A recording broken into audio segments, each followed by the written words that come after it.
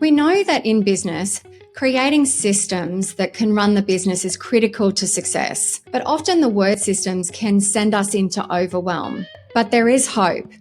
Business coach Phil Badura shares with us today the system around creating systems in your business and how systems run the business and people run the systems. You're going to love the tips he shares.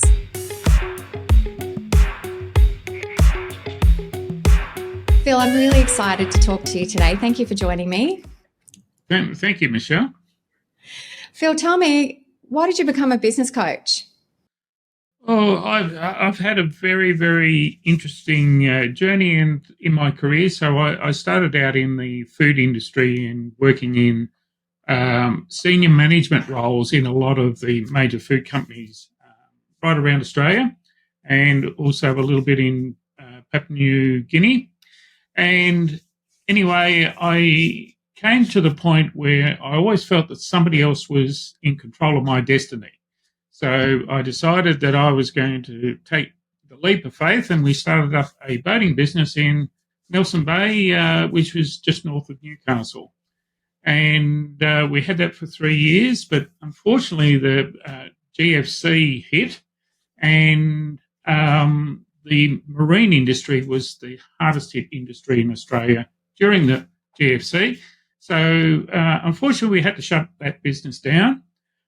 So I then sold myself back as a personal brand into the food industry, doing fixed-term contract periods, which meant that I was living away from home a lot. So I got to the point after about 5 or 6 years and decided, no, I need something that's I can do that keeps me at home. And so I was looking at a number of different franchises, came across the ActionCOACH franchise, and decided that their systems, the toolbox, and my experience was a great fit. And so on the Christmas Eve of 2013, I made the decision, without knowing very much about ActionCOACH at all, launched into it, and I found myself in Las Vegas at the end of January, starting 10 days of the most amazing and overwhelming training that I've ever attended. Very early starts and late finishes. So that's how I came to join ActionCOACH back in 2006. Thank you for sharing that, Phil. So you said that, your background really aligned with, business coaching. What do you love the most about what you get to do every day with business owners? Well, one of the things, and I've reflected on this often, is back in my corporate days, one of the, I guess the things that I used to pride myself on was my direct reports. So, and I didn't realize this until I joined ActionCOACH, but one of the things I enjoyed most was coaching them, not only to be better managers in the business, but also coach them how to enjoy their personal lives a lot more as well. And it took me some time to actually make that connection.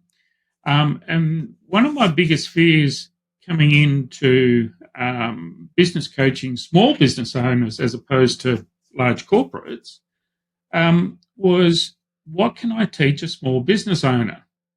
And that was one of my biggest fears. And what I found was that business owners, the smaller business owners, were very, very good at either their trade or their profession. But when it actually came to running the business, that's where I found that my experience, because I was at senior management and worked across all facets of a business, that I was able to bring my experience in, share it with them, and help guide them into what they could be implementing as best practice in their own businesses. So that's where I guess I really ticked my boxes and gave me a great buzz internally. Awesome. And Phil, you get to, talk with hundreds of business owners, and I'm sure thousands over the 10 plus years that you've been a business coach now. What do you find is the most common challenge that business owners face out there from those that you've spoken to? Great question, Michelle. And I guess the answer to that is that there's lots of common challenges. But the ones that I seem to find are the most pressing ones are things like, I'm too busy fighting fires. I haven't got time to do this and I haven't got time to do that. And so that's probably the number one challenge. The next challenge is I can't find or recruit or retain great team members. And then the third one probably comes back to cash flow, or I'm not achieving the profits that I believe that I should be making. And so when when I start working with a client, these are the areas that we start to delve into. And for each business, it's a very, very different point, particularly where I start. I start with, what's your most pressing challenge right now? Let's get that fixed so that we can then identify where the other challenges are. Okay, great. So is there a common area that you find that is that starting point for most of the business? Not really.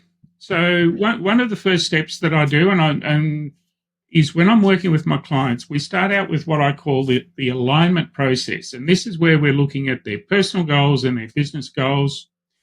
And, and this happens with just about every client that I have is, wow, I have never been through that sort of process before. And one of the things that I find is that by doing the alignment process, what I find is a lot of business owners and even people in general don't give themselves permission to dream. And, this is part of our formula for success is the dreams times goals times learning times plans times actions is what creates success. And because they haven't given themselves permission to dream, and this is what we take them through in that alignment process, it then sets the roadmap for what the bigger things are in what they want to achieve in their business. It helps identify where the challenges are. So, I'm thinking of, one client that really had that too busy fighting fires. And when we really delved down into it, what we found was that and what I like to do is get to the core reason. What's the core of why are you fighting so many fires on a daily basis? And a lot of it came down to what I call systems. And in that particular case, it was they didn't have the right standard operating procedures, or what I call SOPs, in place. So their team was out doing their daily work and they were just going along their merry way, doing things the way that they thought it should be done. So one of the first things we did was to implement some procedures, proper standard operating procedures around the things that he was finding that he was putting out the most fires on. And it was things like,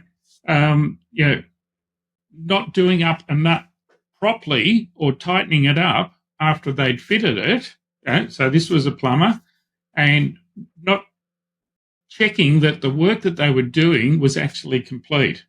So by putting in those systems, those SOPs, we were able to quickly turn that around so that, A, the mistakes weren't being made, which meant that the rework cut right back. And thirdly, because of that, started to make more profit in the business. So that was one example. Another client was really struggling, needed good people, particularly through that COVID period where some businesses and some industries actually took off, was having difficulty finding the right people. And so the thing that we worked on with that client was to actually implement a recruiting process. right from the position, identifying what the position was that they needed. What's the next step? What's the next step? What's the next step? And when we really looked at the shortcuts that they were taking with the recruitment process, they ended up, or before we implemented the whole system, was, you're a pair of arms and legs. Yep, you'll be right. Come into the business. And then they wondered why they weren't working out and why they couldn't keep them. So once we started to go through the proper interview processes, doing things like disc profiles, we were able to turn that business around so that the team members started to stay longer and I guess were more complementary to what the business owner was looking for. In the long term, not just short term. Absolutely. So systems, explain to me, and I'm also talking about myself here right now, why does the word systems often put cold chills down the spine of business owners? It's another great question, Michelle, because, and well, look, what I put it down to, coming out of the corporate world and working with large teams that reported to me, if I didn't have the right systems in place, chaos would reign. So the way I view systems actually bring you back into control. And the systems, I'm a very, very big fan of Michael Gerber's E-Myth book, where he defines systems run the business, people run the systems. And, to me, that brings the clarity around why systems are so important. Why do business owners fear systems? And because I think a lot of the time they get too bogged down in, there's a lot of work required to implement a system. And once I implement it, my team are not going to follow it anyway. So it's a bit of a mindset thing. The reality is that when you don't have to implement the system yourself as a business owner. This is where you can delegate your team. Sometimes it might be relevant to bring in a third party to implement that system. Once it's implemented, it then comes back to, I guess, the culture in the business. And again, culture is another system. The culture in the business where people actually are happy to follow the system, not go off and do their own thing. And it's, another aspect that I've worked with a lot of my clients with is introducing what I call the counselling system. Now, most business owners would think about, well, if I'm going to counsel somebody, they'd go in with the mindset that, hey, you've really ticked me off. I'm mad at you. And it's a rather negative mindset. Whereas what I teach them to do is to go in with a positive mindset, with the mindset of, I'm going to improve this team member's performance. And by just having that switch in the mindset, it brings about a very, very different conversation. And it's the conversation is, okay, yes, you've created an issue for me. This is the issue that I have. Is there any reason why it's happening? And then we've got a bit of a spiel that we go through to identify, stop that issue from happening again. Now, my experience here has been that in, let's say 70 to 80% of the cases, once you raise the issue with the team member, it goes away because they haven't identified they're actually ticking you off. In sort of 10 to 15% of the time, the team member, you might have to have that next formal discussion.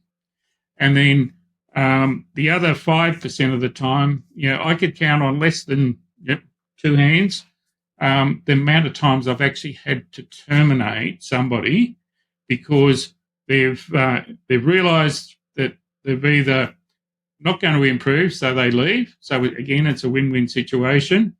And then when you do have to terminate somebody, I've actually had people come back to me and thank me for doing it because they hadn't realised just how bad they might have been in the workplace. So having those formal discussions, communication is another big part of systems as well. Yeah, having those systems around it. Okay, so I want you to explain to me, because you've said how important systems are for a business, and most business owners know that. So, when you are that business owner and you are feeling that kind of chaos that's arising, it's a bit like whack-a-mole and you're constantly putting out fires and challenges in your business every day. What's the first step to creating a system to help solve that? The very first step has got to be recognition and identifying that a problem exists. So once you've identified what the problem is, going down to the root cause of the problem, and then working out how are you going to resolve it so that you can prevent it from actually happening again. One of the things that I've created is an audit checklist, which I give to my clients early in the piece. And, this is their opportunity to go through and give themselves a rating of whatever the system item would be. And in some cases, it might not be applicable. But it's in place, it's going well. It's in place, but we need to go back and review it, or we don't have a system in place for that. Then they cannot check that box. And then once we go through the audit checklist, is then start to prioritise what are the most important ones to be implementing that will give the quickest return. So what would some of the categories be that you would score in those areas? Great question. So a lot about the operations of a business, a lot about the financial side of the business. Have they got the right financial systems in place? And that could be, purely from monthly accounting to have they got their pricing, costings system working well and in the right format. I had an example where one of my clients, we couldn't work out why he wasn't making the profit that he thought that he should have been making. And then when we delved into his costing system, where he thought that, and he was working in cubic meters, where he thought that 1 hour equaled 1 cubic meter for the work that his team was doing, when we really dived into it, it was really only 0.5 of a cubic meter. So where he thought his hourly rate was covering the cost for that cubic meter, in fact, it was only half the cost. Wow, that's a big made a one. big difference to the business's profitability. And it was an error in his costing system.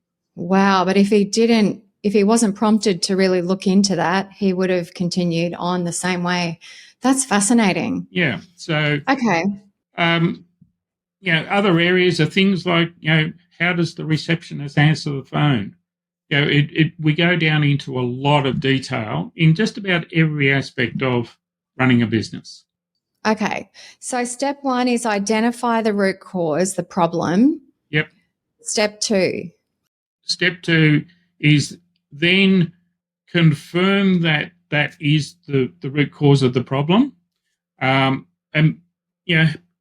go in with an open mind and be prepared that, okay, maybe something myself as a business owner that I've actually contributing to this. Sometimes that can be one of the hardest things to... Sometimes or often? Oh, you're being too kind.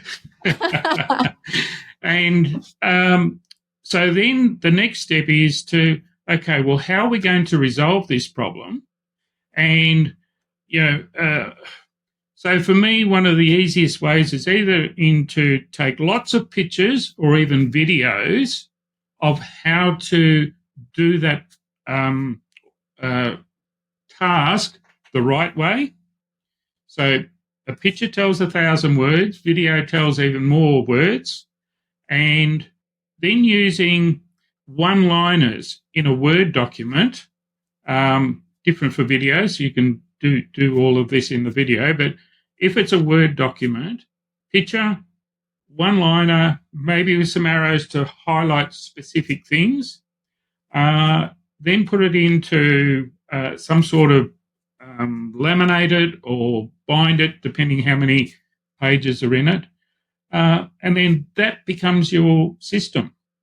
Okay, so what you're talking about is an SOP. So the SOP, is there any, because that kind of sends me into a bit of anxiety to create an SOP for these things that I need to fix. I understand it's important, but that sounds like a lot of work. Am I the one that has to do that, or is there some sort of tool? Like, is there any AI or any software that you would recommend that business owners could use to help with this? Look, the simplest way is to get the team member themselves to actually do it. So delegate it to the team member. And what's important by doing that is that there then becomes a degree of ownership, right? I created this SOP. I better make sure that I'm following it. And if it's created by team members, the other team members are more likely to embrace that system as well. I love that.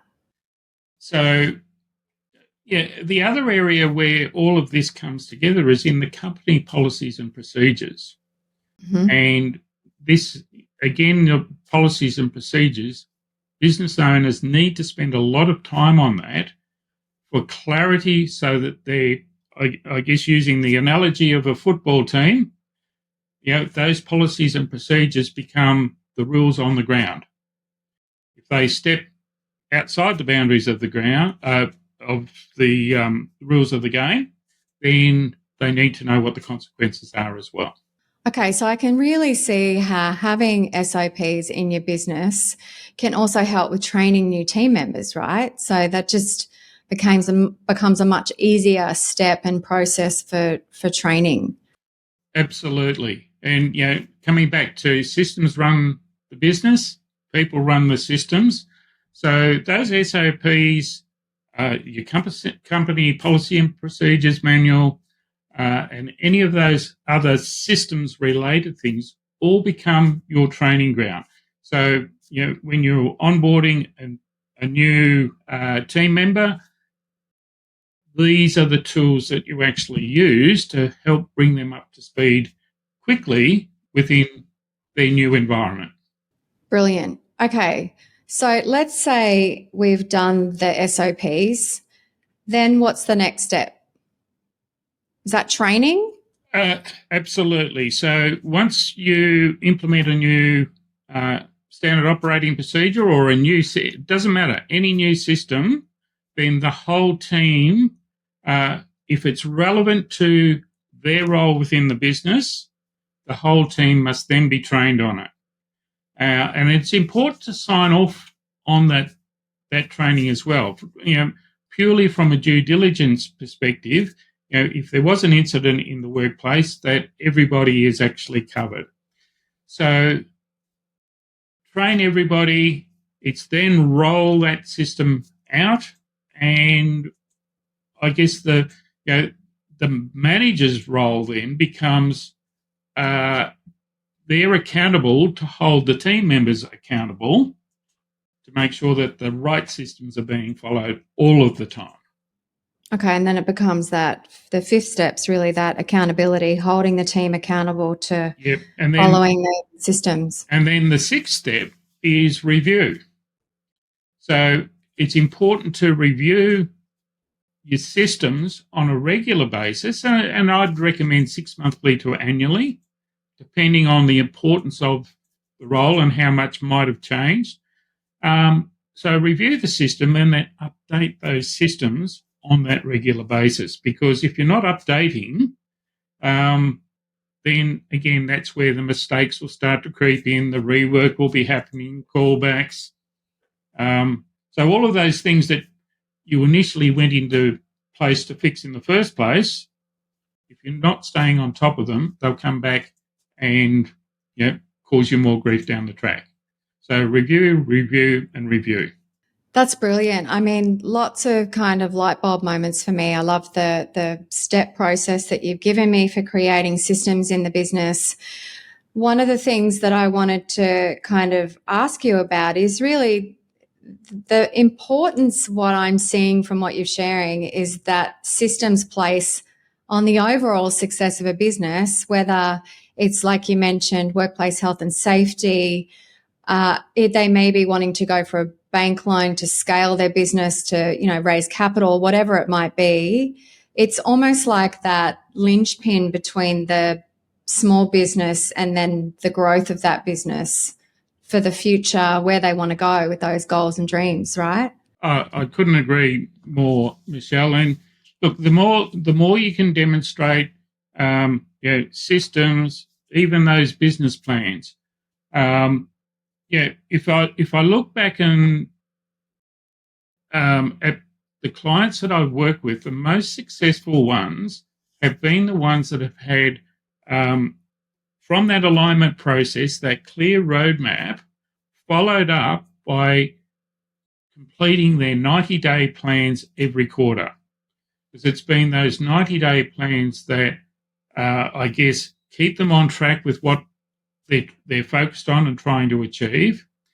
And, from that comes those business plans that then become really important for, if you're ready to scale your business, do you need funding? If you need funding, you need a business plan for whoever the funder might be, whether it's a bank or an investor.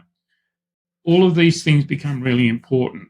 And when you can demonstrate that you've got those systems in place, you've got those business plans in place, then that sets you on the path to scaling as quickly as you would like it to scale.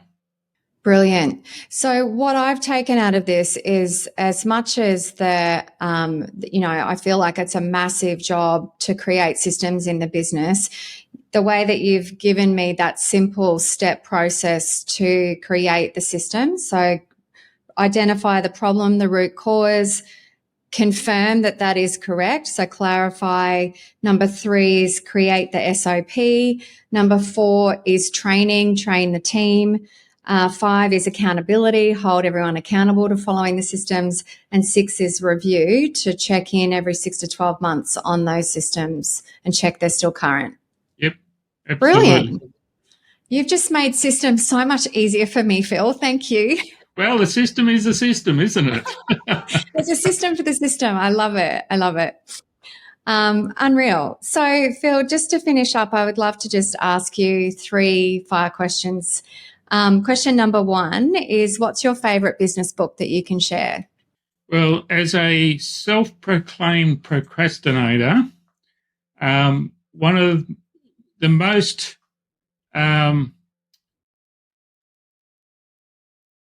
what's the word I'm looking for?